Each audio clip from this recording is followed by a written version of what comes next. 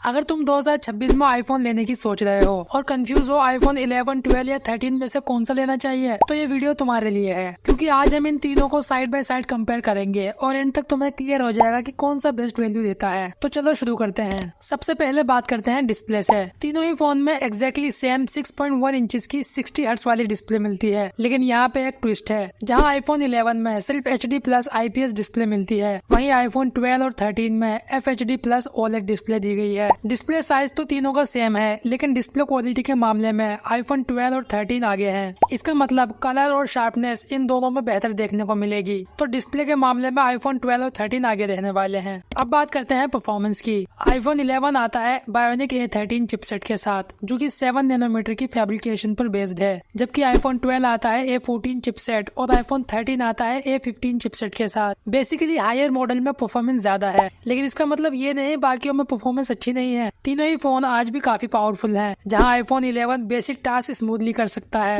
वहीं पर आईफोन 13 में हैवी टास्क भी स्मूथली हो जाएंगे। तो परफॉर्मेंस तुम्हारी रिक्वायरमेंट पर डिपेंड करती है। कैमरा के मामले में रिजल्ट्स काफी शॉकिंग हैं। तीनों ही फोन में एग्जैक्टली सेम कैमरा सेटअप मिलता है। यहाँ पे तुम्हें तीनों में ही 12+12 मेगापिक्सल का डुअल रियर कैमरा मिल जाएगा और तीनों में ही एग्जैक्टली सेम 12 मेगापिक्सल का सेल्फी कैमरा भी मिलता है। इसका मतलब है कि पिक्चर क्वालिटी तीनों ही फोन की काफी सिमिलर आएंगी, लेकिन आईफोन 12 और 13 में बेटर नाइट फोटोज मिलती हैं और आईफोन 13 में सिनेमैटिक मोड भी है, जो कि बाकी दोनों में नहीं मिलता। कैमरा के मामले में तुम्हें तीनों से ही कोई शिकायत नहीं होगी, लेकिन आईफोन 12 और 13 में इमेज प्रोसेसिंग पर ज्यादा ध्यान दिया गया है, इसलिए नाइट फोटोज इनमें बेहतर आएंगी। अब बात करते हैं बैटरी की। आईफोन 11 आता है 3110 mAh की बैटरी और 18 वोट की फास्ट चार्जिंग के साथ, जबकि आईफोन 12 में मिलती है 2815 mAh की बैटरी और 20 वोट की फास्ट चार्जिंग, और आईफोन 13 में मिलती है 3227 mAh की बैटरी और 20 वोट की फास्ट चार्जिंग। बैटरी के मामले में आईफोन 13 यहाँ पे क्लियरली विनर है, क्योंकि इसमें बाकियों से बड़ी बैटरी मिलती है। तो अगर तुम्हें लॉन्ग लास्टिंग चलने वाला फोन चाहिए तो तुम्हें आईफोन 13 लेना चाहिए।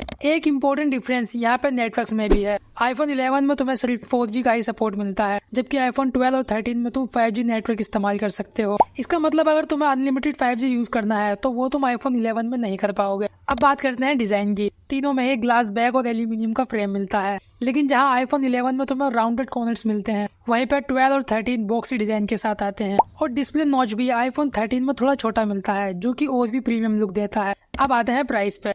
तो देखो, आईफोन 11 तुम्हें अभी रिफर्बिश्ड मार्केट में 15 से 16 हजार रुपए में मिल जाएगा और आईफोन 12 तुम्हें करीब 20 हजार के अंदर मिल जाएगा। आईफोन 13 के लिए तुम्हें 30 हजार रुपए तक देने पड़ सकते हैं। तो आखिर तुम्हारे लिए इसमें से कौन सा फोन बेस्ट रहेगा? तो देखो, अगर तुम्हें सिर्फ अच्छे कैमरे वाला स्मार्टफोन चाहिए कम से कम बजट में, तो तुम्हें आईफोन 11 लेना चाहिए, क्योंकि इसमें कैमरा एग्जैक्टली सेम है। लेकिन अगर तुम्हें थोड़ी बेटर डिस्प्ले और 5G सपोर्ट चाहिए तो तुम्हें आईफोन 12 लेना चाहिए। और अगर तुम किसी भी चीज में कॉम्प्रोमाइज नहीं करना चाहते हो तो आईफोन 13 इन सबसे बढ़िया ऑप्शन है। बाकी तुम बताओ, तुम्हें इन तीनों में से कौन सा आईफोन सबसे ज्यादा अच्छा लगता है? कमेंट करके जरूर बताना। मैं मिलता हूँ अगली वीडियो में।